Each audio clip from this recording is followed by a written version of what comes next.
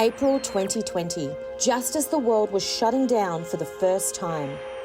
An interesting documentary called Close Encounters of the Fifth Kind appeared online. It claims that a group of people have figured out how to make contact with UFOs, and it promised to teach you how to do it. Suddenly, this mysterious little movie was everywhere. I've come to learn that the way to make these interactions with these beings are by expanding our consciousness. So through meditation, we actually can make contact a lot easier. And it's been so many times where I've been meditating and I've looked up and there's something in the sky. There's a documentary called Close Encounters of the Fifth Kind, I believe. It's about this organization that came out during quarantine that goes out and does these circles where they call in UFOs, and they have video of it and all these different things. My name is Serena DC, and I saw Close Encounters of the Fifth Kind the second it came out. I followed all of the instructions, and sure enough, I had my own life-changing contact experience.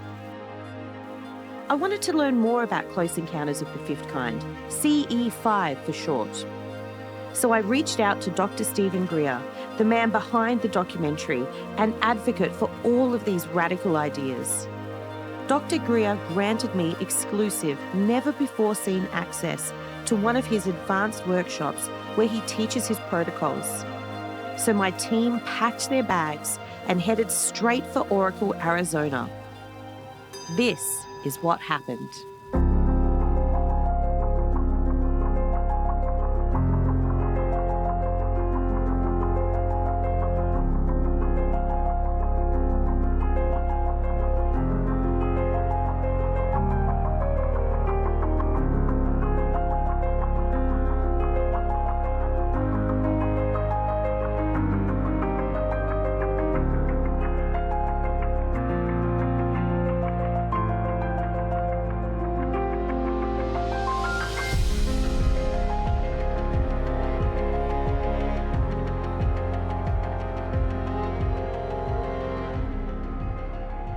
People from all around the world travel to these exclusive retreats to meet Dr. Greer and to learn his protocols for contacting extraterrestrial beings and craft.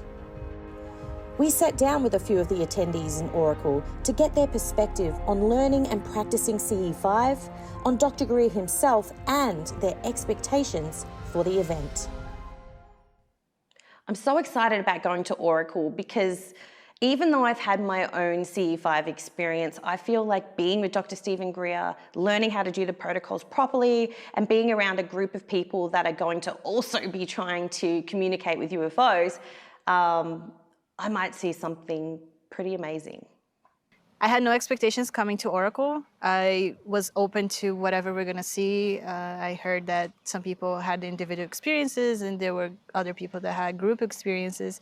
I just hoped we would get to see something. What are you hoping to see? That's a great question.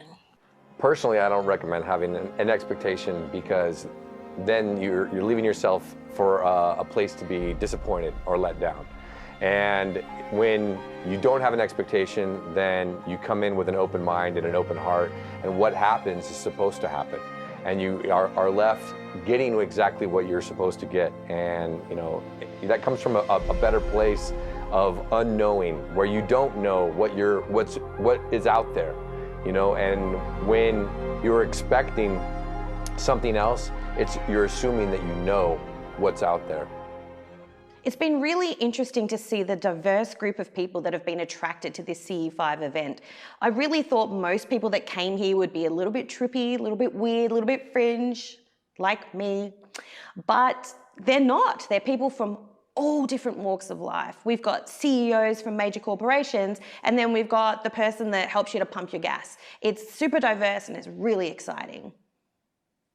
I'm honored to be here, and I'm honored to be at a time where we know what CE-5 is. In the 1950s, you had Roswell, and you had all these unbelievable, unexplained experiences, but it was all top secret. Nobody was thinking about making contact or how to make contact.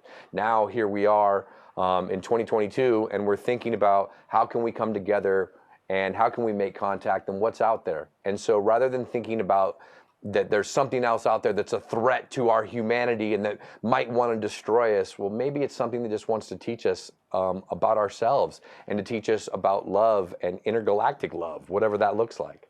CE-5 for me means a big, broad, exciting spectrum of communication with all sorts of consciousness that exists within us, folded within us, the spectrum that we have as, you know, in my belief system, we are multidimensional, so there's that whole spectrum that we have folded within us.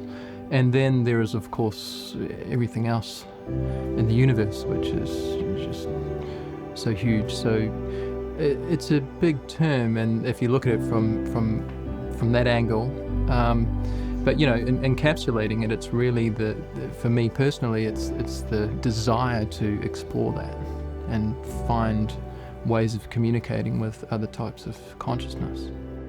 The purpose of CE-5 for me is to think outside the box of what normal human interaction is and to understand the consciousness and the collective and that's out there, and to be able to put yourself in a position of a calm state of mind where you're open and your heart and your mind are open to exploring something else that's beyond what our realm of consciousness currently is. I mean, we've seen some really unexplainable bright lights, geometric shapes. There's been, you know, all kinds of out of nowhere shooting stars that were bigger than shooting stars that couldn't be explained. You know, at first we thought there were meteor showers. Somebody that was with me one time, one of my dear friends, saw something the size of a moon that was red, that was a glowing orb, and you know, we were all sober, we were all with an open heart and open mind, and we saw things that we could never explain, and that when we weren't doing CE-5, we never saw. One of the biggest draws to Oracle, Arizona for me was the story of Ed Moen. Ed Moen, I'm from Mineral Point, Wisconsin. It was a very emotional experience, and it's kind of emotional for me to be back here after 4 years. I left CE-5 at about 1 o'clock in the morning. I felt this calling. I went back out into the desert after leaving the group and ran into this extraterrestrial out in the desert, and we connected, and I invited it over, you know, and we hung out all night. I had asked them for a healing on my hearing because I had this hearing problem my whole life, and it just occurred to me that they were healers. I could sense that, you know, so I said, it seems like you guys might be able to help me with this. You mind, you know, doing something? And I forgot about it. I spent a whole night in the desert playing hide and seek and going for walks with this entity until sunrise, and I realized I should get some sleep and had to say good night or goodbye, you know. And then I woke up the next morning and I could hear everyone. So it was quite an experience. I didn't expect that to happen at all coming here. Ed is completely healed, and what happened to him here in Oracle, Arizona literally changed his life forever. Coming to Oracle, doing a CE-5 with Dr. Stephen Greer gave him his hearing back and changed his entire life. You know, seeing things in the sky is one thing, but having an entity like that with that kind of vibration standing right next to you it was just highly emotional. It was really high energy. Being that close to that kind of presence got my attention. You know, they're really a loving, sweet beings, you know.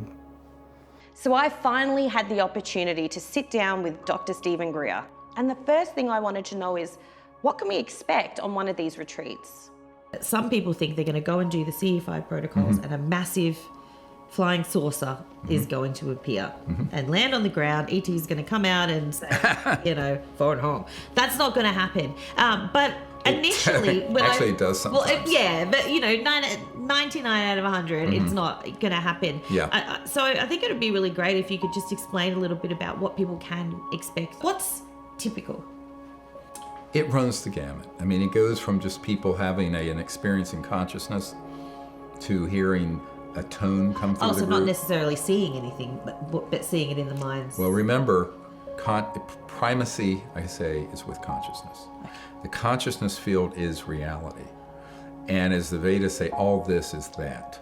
All that you see is actually consciousness, resonating and phasing as that light or a photon or a star or a tree. Now, this gets into a deep understanding of the science of consciousness and how it integrates into the physical world and science. For that reason, we're dealing with civilizations that have mastered that. Because, see, we would have already been decades into an era of mastering the science of consciousness had we not been delayed 100 years by the industrial fascists that have kept the fundamental sciences secret. So, And kept everybody distracted. Yeah, we're catching up here. We're trying to catch up before it's too late, to be honest with you. There are all kinds of things that can happen. One time we had a team, I wasn't there, out in West Virginia, and it had been cloudy and rainy like it is on the East Coast so much of the time. And they were ready to leave, and they were going, oh, we wish we had seen E.T. The clouds parted, and a cloud formed the letters E.T. in the sky. No, right up there, huge. And people go, really? I go, yeah, weird stuff like that happens all the time. And it was mysterious, but beautiful. And so for whatever reason, they couldn't come in 3D, but they did that. Yeah.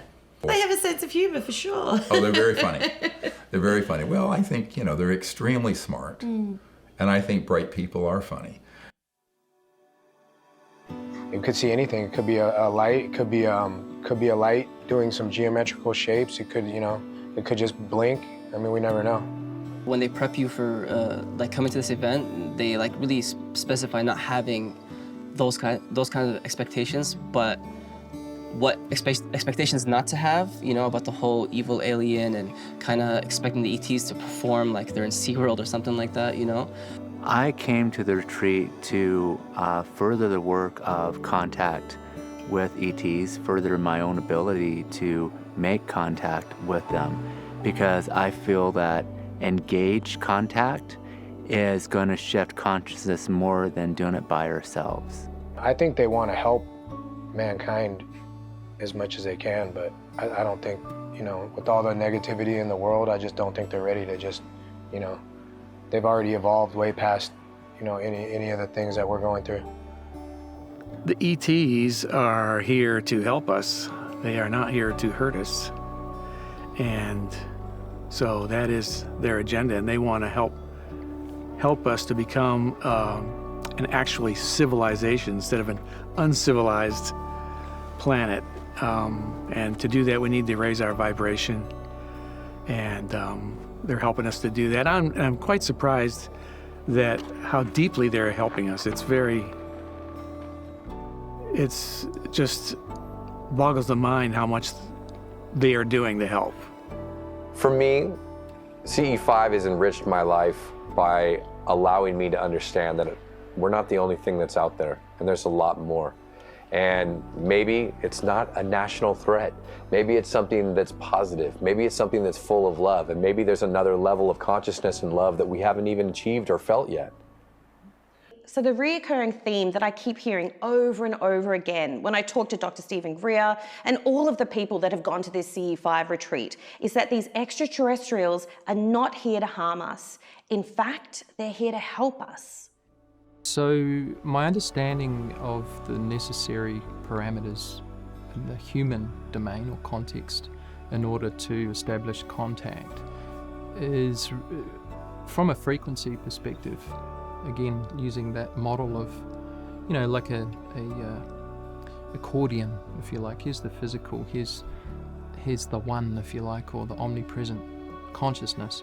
And through there's many phases of consciousness itself.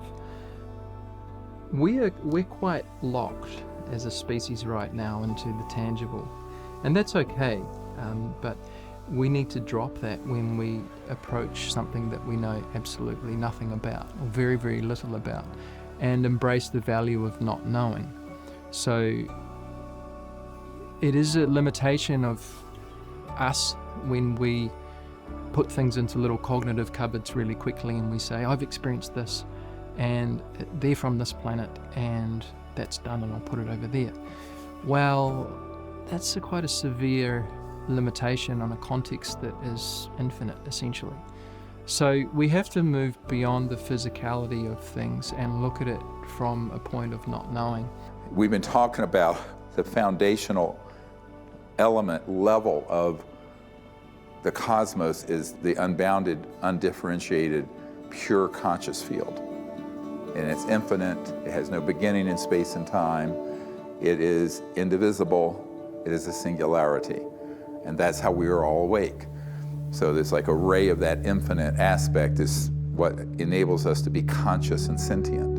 And the meditative state is to basically experience that mind as it then becomes expanded in this state. And if you experience it in this state, it's the samadhi state. It's that state of boundlessness and bliss and being that you all have heard about. And of course, many of you have experienced periodically. When I talk about this resonant realm of thought, sound, the primal or initiating emanation from the plane of the absolute is actually what's called the primal thought of the great being.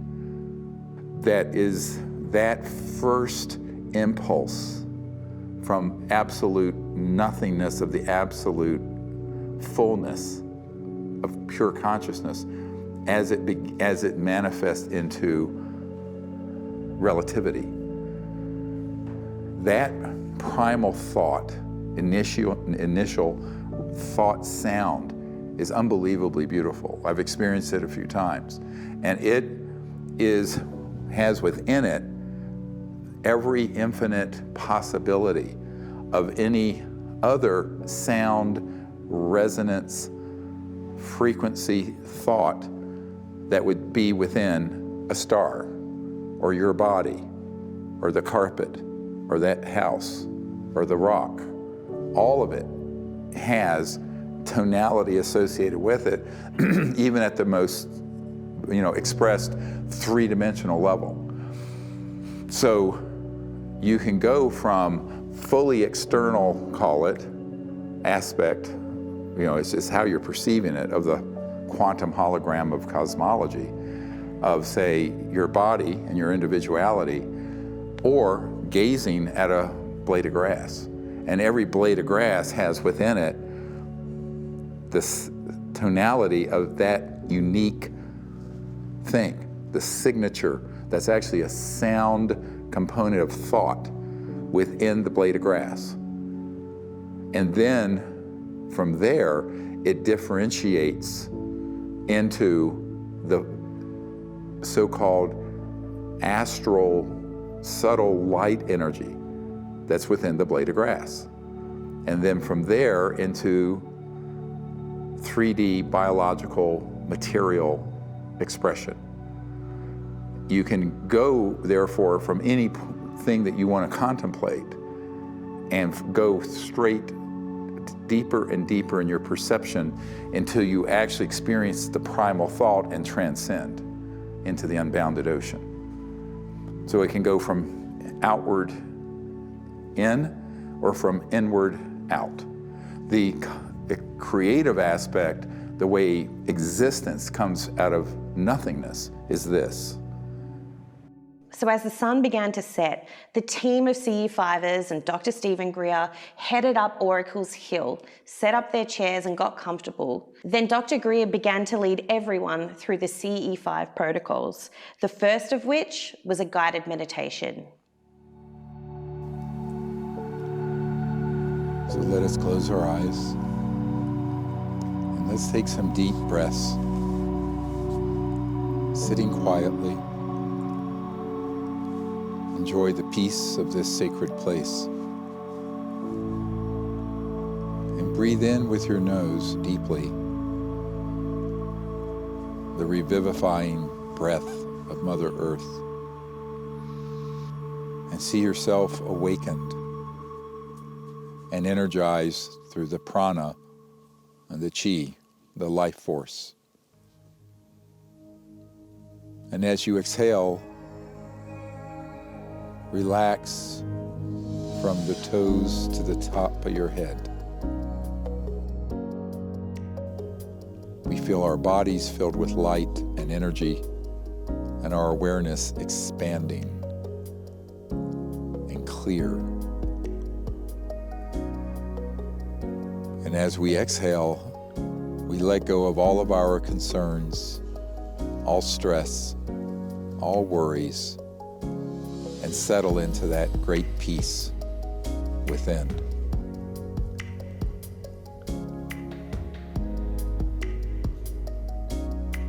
And see that the conscious mind never changes. It is always a pure, unbounded light of awareness. Your perceptions change. The field of consciousness is changeless and one. And so we see that all that exists is pure consciousness, resonating in various densities, frequencies, into whatever that object or person is.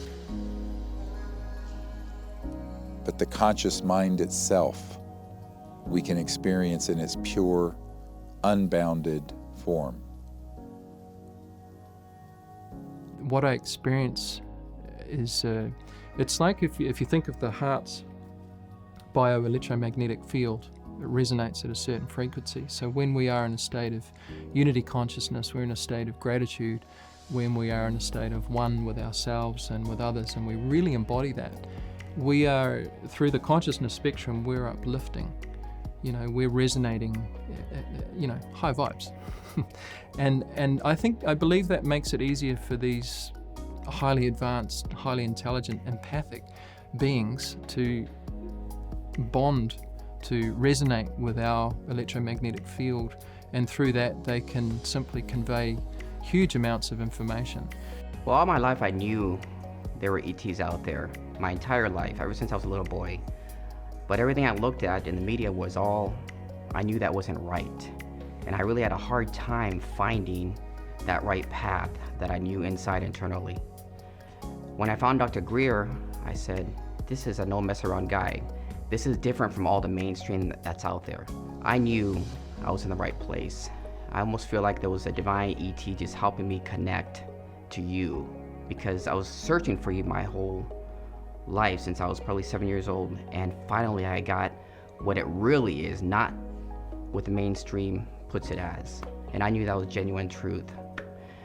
After that, I went into one of your expeditions in Orco and in Joshua Tree. And there I realized that through my inner peace inside of me, this is where I would speak to the ETs out there. It wasn't about getting a picture of a craft or seeing a UFO land. It was everything internally, inside. And it was just wired in me. And that first day we were in circle, it was amazing. But I didn't see anything, and I was okay with that. I had someone sitting next to me. He was probably in his mid-70s, and he told me, Ignacio, I really don't expect to see anything out here this week, so I think this is a waste of my time. And I said, oh, okay. So second, third day, what happens in these groups is there's a coherence between a bond between the group, and when there's a love and a connection there, it almost just enhances the part of making contact, because we're together, we're one. There's like a fine love there between all of us. And it was the first time I saw an ET in my entire life with my physical eyes. Here I am on the third day, and you're telling us, do not be afraid, welcome them, thank them for coming. And here we have, on my left side, on the third night, an orb coming out from underneath the ground. And it's just hovering nice and slow. I'm like, okay, wow, that's interesting. I've never seen a car do that. I thought that was a road back there. And it started getting bigger and bigger, and it came up to about maybe 30 feet in the air. I'm like, that's nice. And I kept turning, and you were here, And the orb kept coming over here, and it started coming towards me. And it started getting bigger, and it was just a pulsating, almost like an orange yellowish light. It just slowly coming towards me, and I'm like, oh shit. And I started getting scared inside.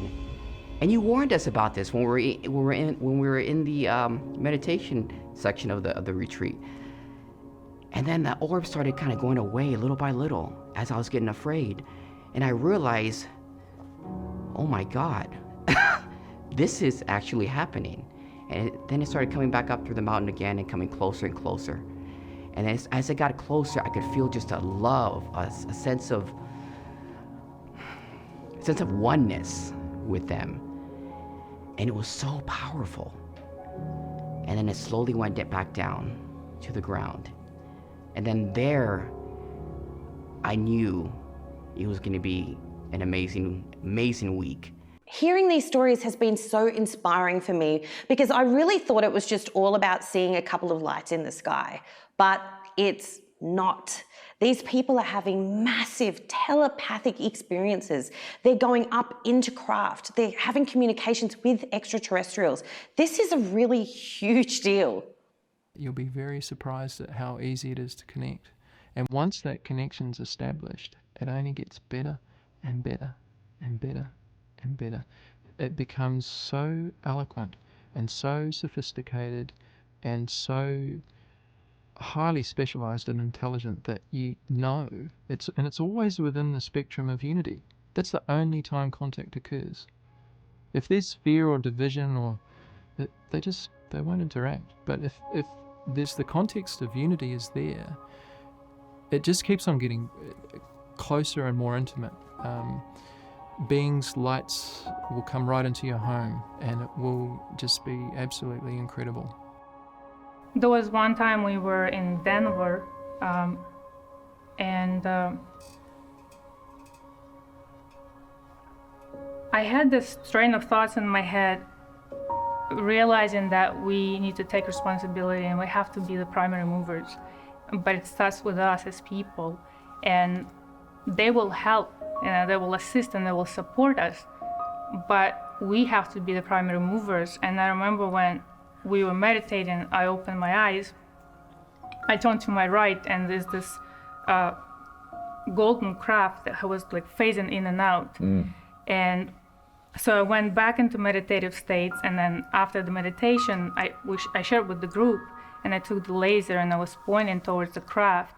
And then where I saw the craft, and all of a sudden it manifested again. And so to me, it was very encouraging to know that they will always, they're here to support us, but it's not their job to do.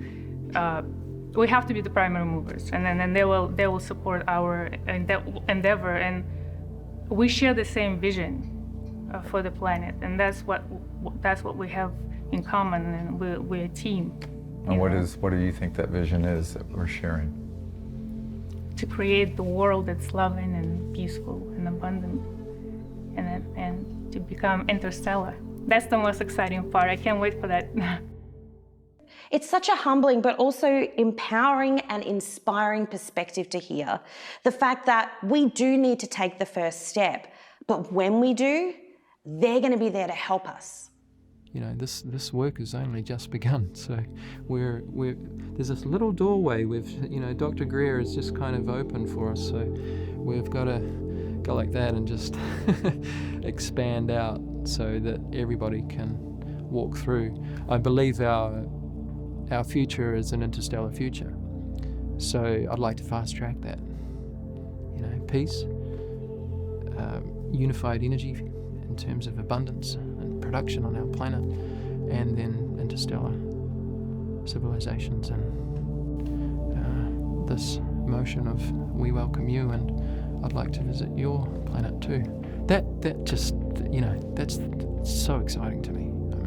I think it is for a lot of people. And if you're listening to this, and I was thinking about this as I was driving up from Charlottesville, probably the most important thing I'd say amongst all of this deluge of verbs and adjectives is that if you're resonating with with that thought, then put the protocols to practice. Go out in the field, test them out, see what responses you get. So I wanted to learn more about how all this is possible from a scientific perspective.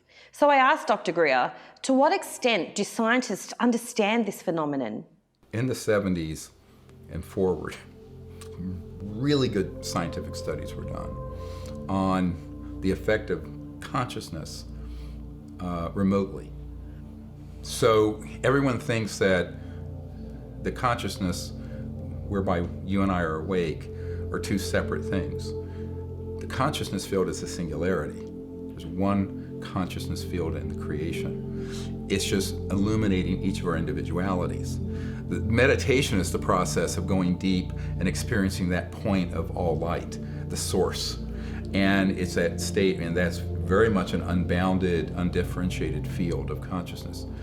And it is infinite, and it's eternal, and all of those things you always hear. So when you're doing something in higher states of consciousness and meditation, it isn't just having a linear effect, 1 and 1 and 1. It's an exponential effect. And they have found that, for example, if a city of 200,000 people has 2,000 people going in meditating for a week or two, crime rates go down, right. Violence goes down, emergency department visits go down. And these studies have been sustained, and the reason for that is that even the people who don't know those meditators are in town are affected by that field of consciousness effect. So when enough people... Wow, that's cool. Yeah, and that's where the magic and power in this is. I want to get clarity here. We're talking not about what you're aware of, but the essence of conscious mind itself. Okay, that it's a little abstract for people. The essence of conscious mind itself. You've got to go one deeper for me. Yeah. So I always tell people, it's sort of a Zen process here. You're hearing my voice, and you have your individuality, and I have mine, and you're awake, and I'm awake. But the awareness itself is a singularity. It's one field.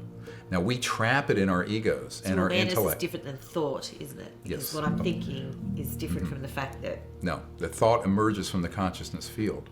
But I'm talking about the deepest level of quiet, conscious mind. This is why the father of quantum mechanics and particle wave theory, Ernst Schrödinger, said, the total number of minds in the universe is one.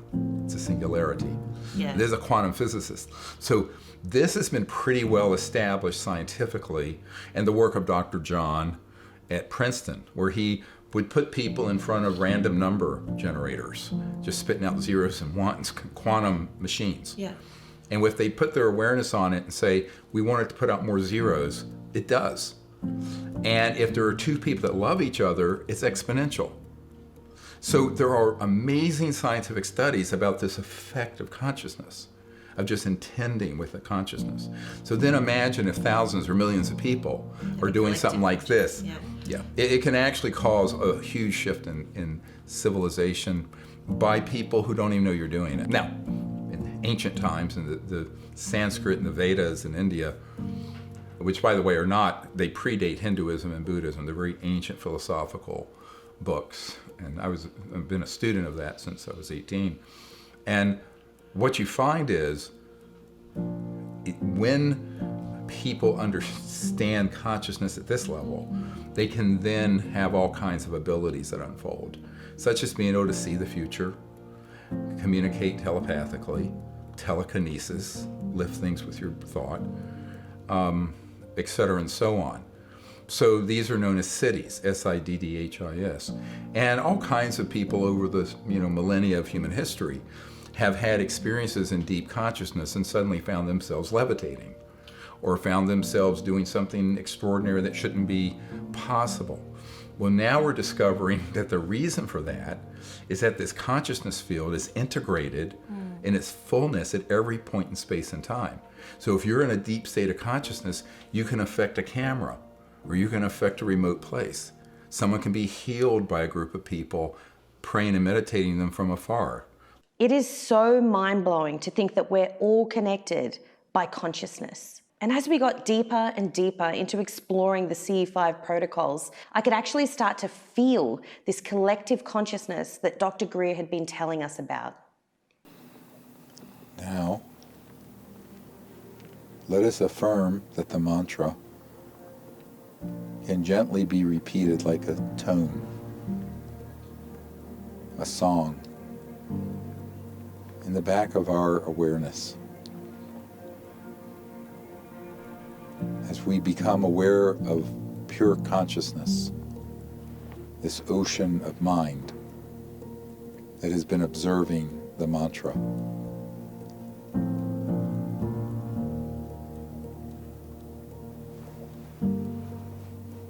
And as we observe the mantra, let us create an astral vehicle in which we can explore the cosmos.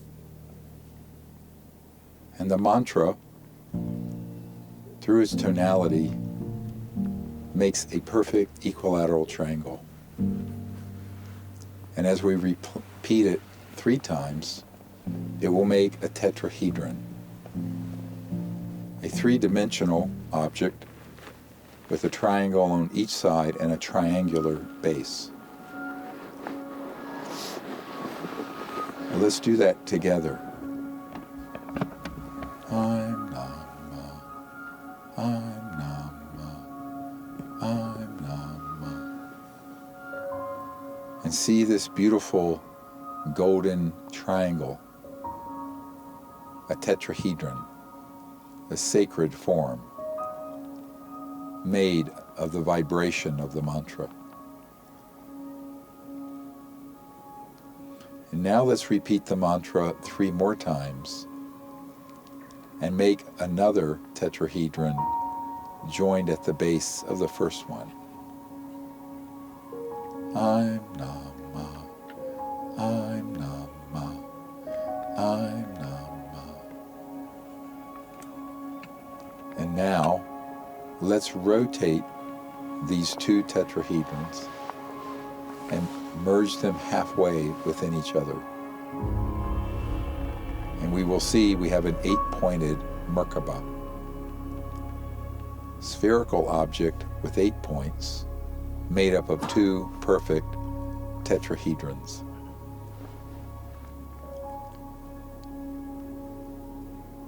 And now let us put our awareness in the center of this Merkaba, this double tetrahedral shape. And as we rest our consciousness all together in it,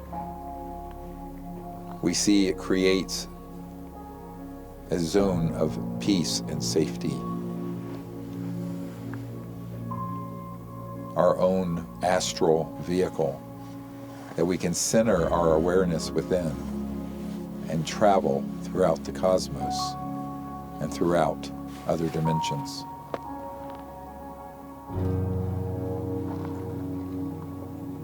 And so let all of us together now see this Merkaba and expand it. And as it grows in size, all of us fit within it. And all of our pure conscious minds become the one that they really are. And thus we are one mind moving through many people, the true nature of conscious life. And in this state, we can see and feel the awareness of everyone around us. And while each person is unique in its own creation, and no 2 people or beings in the cosmos are identical, the consciousness whereby we are awake is a singularity, one mind, through all people. And thus with this eye of oneness centered within the Merkaba, we feel the love and the peace of being together. Before we are many, we are one. this state of peace and enlightenment, we allow our minds to expand the Merkaba, and it spreads out over the space around us and expands like a crystal expanding. And we are within it, gazing over the territory below. And so it rises upward into the sky above us with our awareness in it. And we can scan the countryside and the mountains and the desert or wheresoever we wish to see. And we see with the crystal clear celestial vision.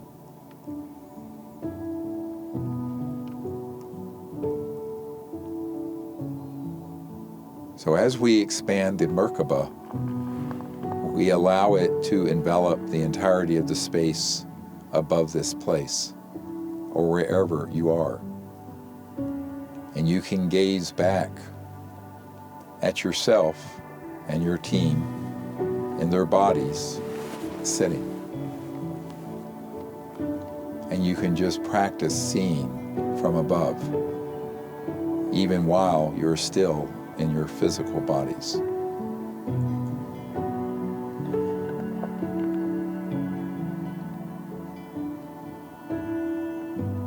And as you get a sense or a glimpse of that, allow it now to expand and rise into sky. And Father Sky is enveloping Mother Earth. And in their union, they have created humanity. The second night, we were really deep in meditation again, and everyone started screaming, and I opened my eyes, and there's this bright orb above us, and it was incredible. It was my first sighting. My understanding of their purpose in visiting us and being with us is that they understand this upper spectrum of consciousness. They understand the oneness of consciousness, so they see aspects of themselves in us, and it hurts them to see what we're doing to each other. Okay, so we're humans. We're currently in a collective consensus of warfare, of all sorts of terrible, terrible things. We cannot relate to a consciousness that is 100,000, 200,000 years more advanced than us. There's plenty of them out there. There has to be. The age of the universe, right? Unless we look at things from a non-human perspective. How do we do that? Well, we have to deconstruct what we think it means to be human and move beyond this spectrum. So we step up, and we do that with, through lucid dream experiences, out-of-body experiences, near-death experiences, through deep meditation.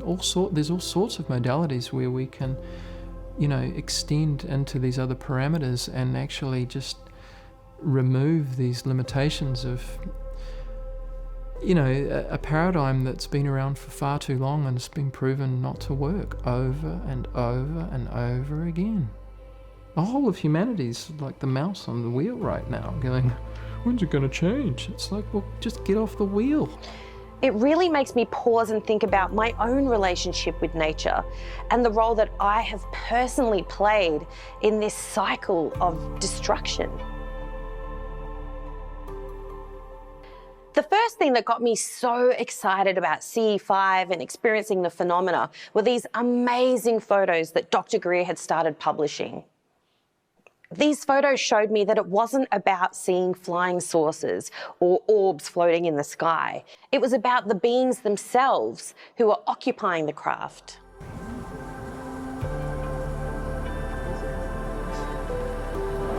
Wow. Yeah. I had a night scope on it, and it turned and curved towards this object. That was not a meteorite or meteor. It came in and curved to this. That just turned red, by the way. If there is monitoring of the area by intelligence or military, they could be hovering right outside the circle of people. but they wouldn't be visible They to wouldn't be naked visible eye. to the naked But eye. interestingly, these new digital cameras with their CCDs, their light cells, will pick them up if you have the right settings turned on. I'm Justice from Arlington, Texas. During the expeditions, I'll do a lot of the photography and the satellite charts, and I'll take pictures at the CE-5 events, and those pictures will end up being 3,000 pictures a night sometimes that we take. And we try to cover as much of the sky as possible, as much of the time as possible, constantly shooting every 10 seconds a photo. So that's what we're learning to do. We call it trans-dimensional photography and videography.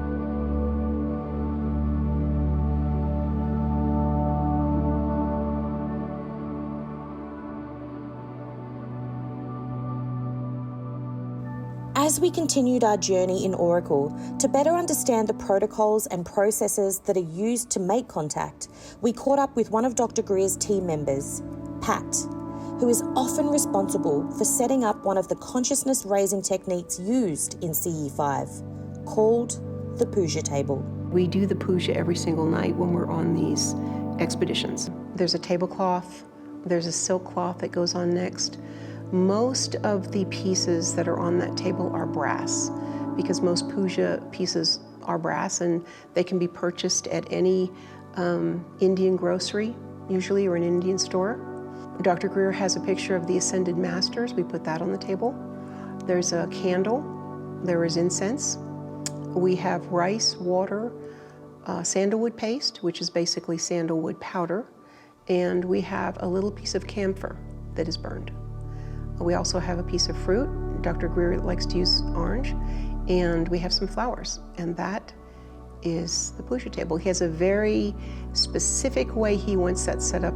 Each time it's very, very symmetrical. It's really an ancient Sanskrit ceremony that really predates religions. And so as we do the puja, we are putting the intention out that the world will become the world that we know it can be and that we have seen in our vision. A world of enlightenment, a world that is interstellar, and a world of peace. There are these two photos of trans-dimensional beings that actually appear over the puja table when Dr. Greer is doing his ceremony. These photos literally blew my mind.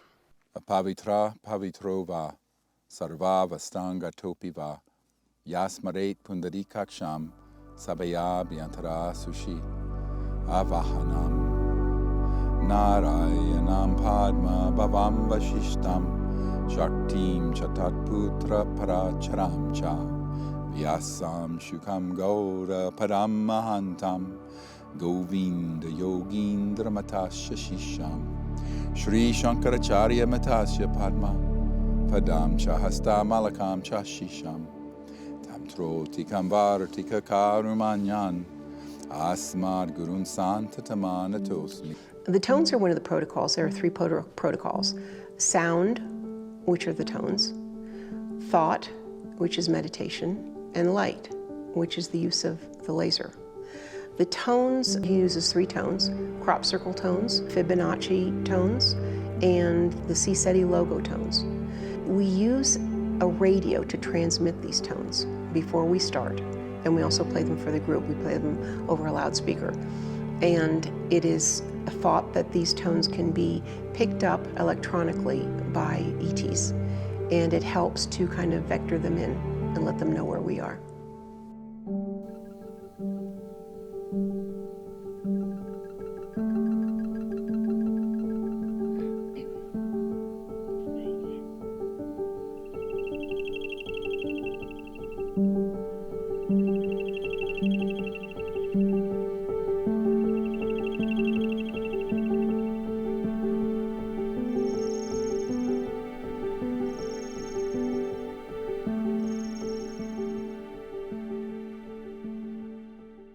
I've always struggled to meditate because my life is very hectic and I find even the smallest thing quite distracting. Normally when I'm looking for meditations to listen to, I'll just go to YouTube and find something random. But what I found when I actually started to listen to the meditations that were in Dr. Greer's app was that I was able to focus more.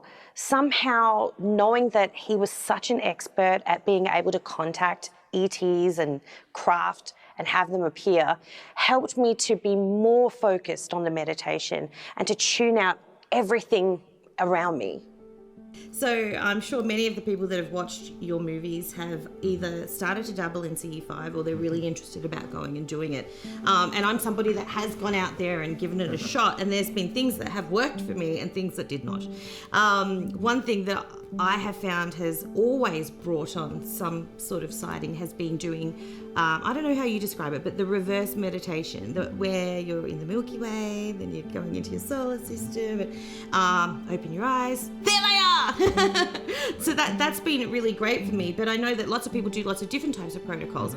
You created an app. Yes.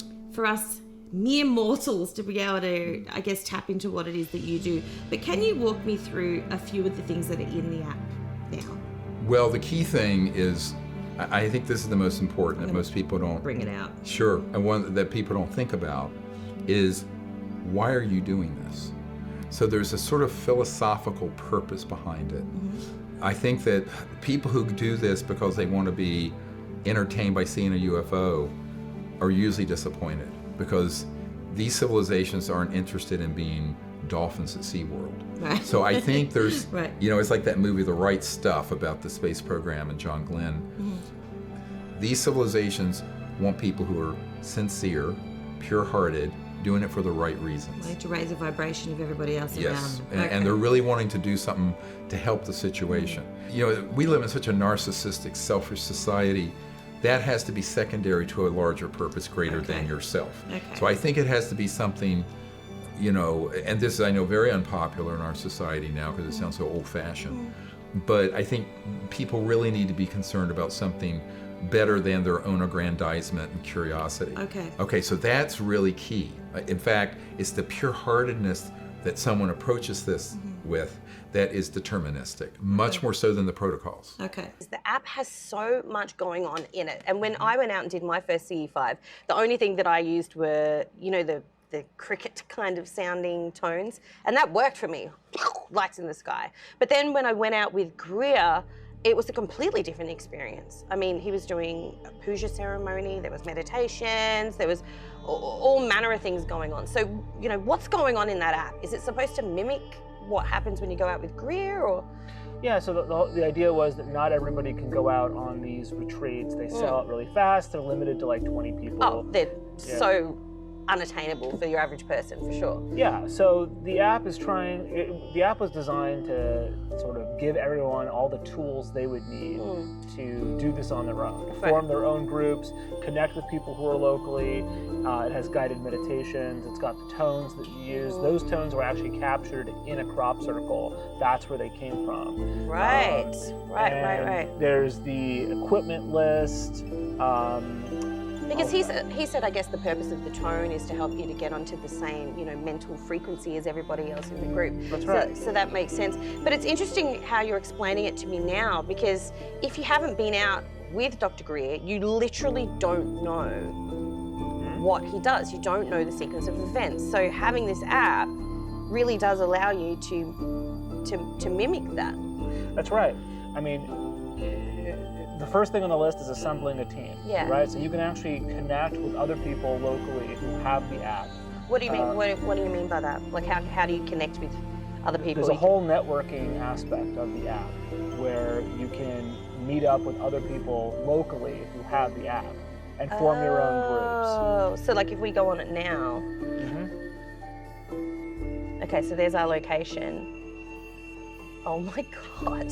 There's like all these people around that are like... All these people. And who are they? They're people that have the app, or they have registered to see, like, what does that mean? Yeah, it's just other people who have the app and are interested in connecting. So I can like reach out to them and message them and be like, hey, do you want to catch up and CE-5? So there's now hundreds of thousands of people forming groups all over the world.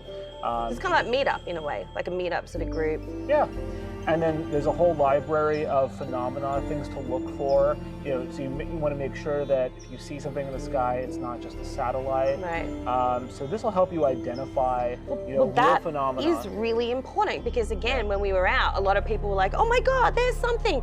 But straight away, Greer debunked it. He's like, no, that's definitely a satellite, because he'd pull up an app and you could tell that that was the trajectory of something. Exactly. So you want to look for objects that are moving in an unusual way, right?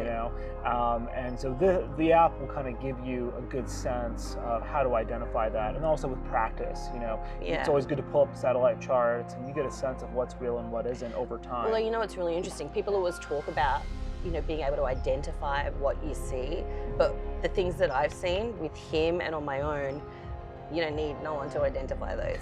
That was like, that's right. That was a UFO, but. The reason that it's important for people to understand the nature of consciousness and meditation is because all the technologies that ET civilizations are using interface with coherent thought and consciousness.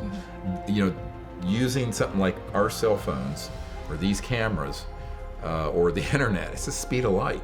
Right. But if you're from a galaxy 2.5 million light years from here, like Andromeda, at the speed of light, it take up 2.5 million years to get a signal there, and another 2.5 to get it back. It's 5 million years. So we're dealing with an understanding of reality. The root of it is understanding this consciousness field. And that's what everyone has to understand and then begin to practice. Why that meditation approach is so important. And there's really 3 phases to it if you look at what's in the app. Well, that's what I'd love you to walk me through now, because most people, like myself, would have watched the movie and be like, oh, all right, great, so I'm going to do some meditation. I know how to do that. I'll quickly, put on a meditation app. Haven't done meditation for 20 years, but I'm going to give it a go. And that doesn't work. So what advice can you give to people that haven't meditated before, to learn some skills and techniques to be able to help them focus? Well, that's why there's a whole meditation training course in the app. Okay. And because ultimately, first of all, you have to understand what meditation is. Most people, the word meditation just means to think. But in this case, it's specifically talking about using techniques so you experience that deep, quiet aspect of your mind that's not limited by space and time, this deep samadhi state. The reason that's important is that if you understand the nature of consciousness, then you end up having the ability to say, okay, now I know where I'm going. Because most people sit down, do a meditation technique, they don't know what the purpose of it is. Any meditation technique really should be geared towards the technique ending and you sitting in a state of complete silence where the mind is clear, empty, unbounded. And now ready to. And then ready to see. So that's phase 1. A lot of people who meditate frequently can take just a few minutes. Other people may need to meditate for an hour. But you get into that quiet state. Once you're in that deep quiet state, then you can intend, and this is a little subtle. You're still in a quiet, relaxed state of mind, but you intend to see remote places. So, and you're asking in consciousness, where are the ET craft? Where are their planets? Where are the ET beings if they're in the area? Do you mean see or do you mean see? No, I mean see with consciousness. Okay. You know, the CIA would call it remote viewing, Mhm. but ancient people just call it being the way of the seer, your third eye. And so those abilities, you know, those grow slowly, and there are things we can do to practice that. But once you practice the meditation once you're in a quiet state, then you intend to ask, where are the craft? Where are the ET beings? And then become silent and see what pops into your awareness. And so is that what's been happening to me when I hear turn around? Yes, Go over here, yes. 45 degrees. That, Okay. And everyone gets this differently. Some people will be visual, some will get words, some will just have clear as day. Well, some will just be a knowingness. Everyone is different in how they get intuitive knowledge. But then once that happens, then the third phase is, let's say you're, seen way out in our solar system by Saturn. And you see this ET spacecraft and the occupants. Well, then you want to guide them from Saturn to the Earth. And let's say if you're out in the desert of Arizona, you kind of zoom in mentally. You kind of show them visually, here's where we are, boom. I Down, describe it to the group that I was doing a guided meditation for. I described it as Google Earth. Sure. Same thing. Is that the visual though? Seeing that? Ooh, Yes. Okay, there's America now. There's California now. There's. You start out doing it that way, but what evolves eventually is that you actually are out there. Like Right. Ingo Swann, he would actually go out to Saturn. Right.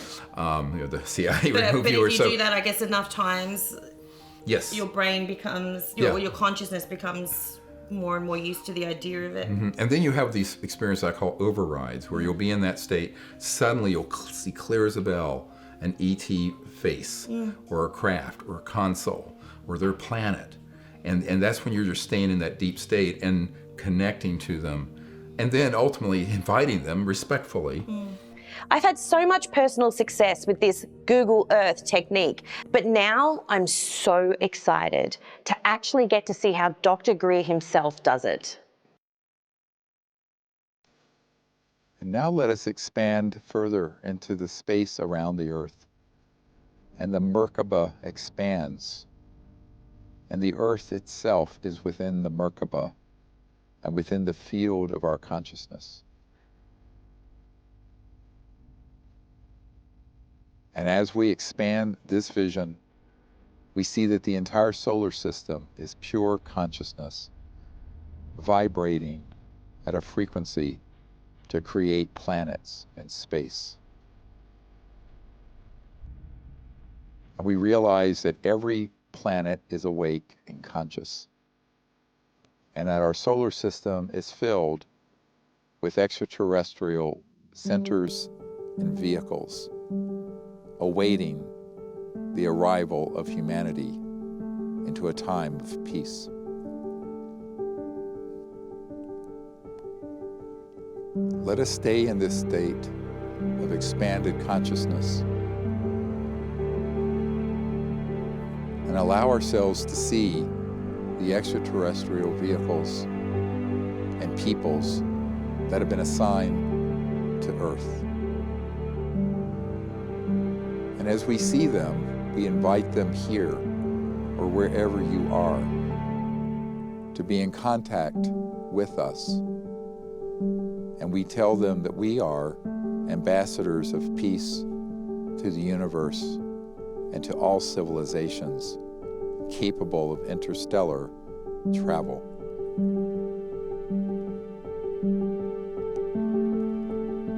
And show them our exact location. So wherever you are on Earth right now, connect to the spacecraft and to the people, the extraterrestrials within it. And know that with a clear, laser-like, coherent thought, they will see your exact location. And so you show them the Earth, and whatever continent you are in, and your country, and your region, and in the place where you are currently sitting. And you just effortlessly zoom in to that location over and over again until you feel they have seen your location. And invite them to appear in any way it is safe and appropriate for this time and place and for this group. And however they choose to appear, we express our gratitude and confirm that we are awake enough and educated enough to see them and know their presence. One of the biggest surprises for me, and one of the greatest things that I've taken away from doing CE-5 in a group, is how amazing it is to be able to share these profound experiences with other people. Being with a group of people where all of your intentions are aligned and feeling that unity and that love in the group is honestly quite overwhelming. We're talking about civilizations that are highly advanced. They're not using fossil fuels. They have super advanced energy systems that they have learnt to manage on their own planet. Therefore, what have they done? They've learnt to coexist with each other. Otherwise, they'd be gone, wouldn't they? Well, that's one way of looking at it. And then a lot of these civilizations are completely telepathic. They communicate with thought. We experience that a lot. They respond to our thoughts. We know that that's how they're interacting with us. So what are they doing with each other? There's absolutely nothing to hide in their society. There is no room for hatred, for fear, for division, for any of those things that we experience as humans, because we talk. So if you're existing in a thought spectrum as your communication, then you know what I mean? You're at a state of peace, aren't you, with each other? You've worked it out. Oh, that guy over there, he keeps on having these bad thoughts about me. Oh, I can read them, and so can this person, and so can this person. Imagine that. That's, you know, so there's all of these other ways of actually really sifting through the rubbish and the nonsense and getting to a place in yourself where you've had enough experiences to know the truth of our existence in the universe. I came here to do what I can to help our planet, the nature we are of and from, and our species. Feeling the coalescence of the group coming together and the love that's felt for all of creation, not just others on our planet and ETs, but all of creation. It's a very beautiful thing to go through. I sent a meditation to the ETs asking if, we could have a more subtle event, give me some sort of visual in their own way that speaks my language, so to speak, that I can use as kind of irrefutable data that there is something happening between my direct effort and their reciprocation of those efforts. And it was a physical manifestation. Other people saw it, but to me, there was something intensely personal that really impacted me. Dr. Greer and the group have been wonderful so far, and they really emphasize not to bring fear into the circle, and they really helped me to overcome it. And when we saw the orb, it was just wonderful. I felt really good. What I take from CE-5 with me everywhere else is love and interaction. And when I'm with others, I think about things and I wish that I could take everyone and everyone could experience a CE-5, because it'll open your mind and open your heart, and it'll show you that there's more than just transactional connections, where everything doesn't need to be monetized. Everything doesn't need to be capitalistic or based on that, because we're not getting anything. CE-5, you aren't going to get riches from contact, but you're going to get fulfillment. People really have to understand that there is this mass effect when a fairly small number, and the magic number is 1%, apparently. And that's actually borne out in quantum. So 7 billion physics. is how much? 7 million or 70 million? 70. 70. Yeah. Okay, so we just need So 70 to 80 million. It's totally people to get doable. that app, and then we should Yeah. be fine. Wow. So that's So is that a goal for you to get into a set of circumstances where we could have 70 million people, just like we have Earth Hour, have 70 million people all at once doing CE-5. doing yes. CE-5. And that's building. Ooh. And so I think it's something completely attainable. Yeah, I agree. And it's 1 in 100 people. And it may be less, because if enough people are in a deep and powerful state of consciousness, then I think there's a better chance that it can be half that. But it's something that's doable. And the studies have been done. You have cool goals, Dr. Greer. That's a really cool goal. Yeah, well, it's how transformation happens on a planet. Yeah. It happens first in consciousness. And so is the goal, I guess, to move people from a 3D state, which most people are bumbling around, into a 4 to even a 5D state by doing? Yes. Wow. Because the primacy, I always say, the prime changing effect is always the consciousness behind anything. Back in LA, some friends and I decided to do a CE-5 of our own.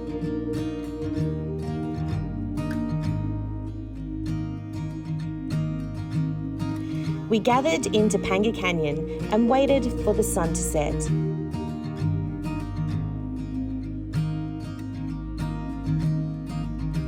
We made some sacred music to set the scene.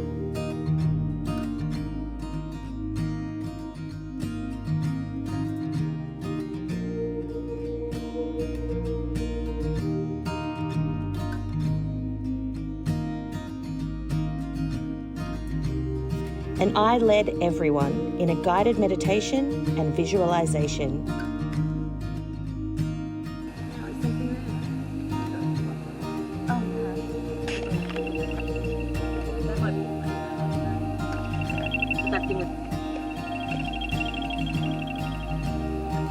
Could just be our eyes, but it feels like it's moving like up and down, left and right. Even though we're not exactly sure what we saw, we all felt connected to a love bigger than ourselves.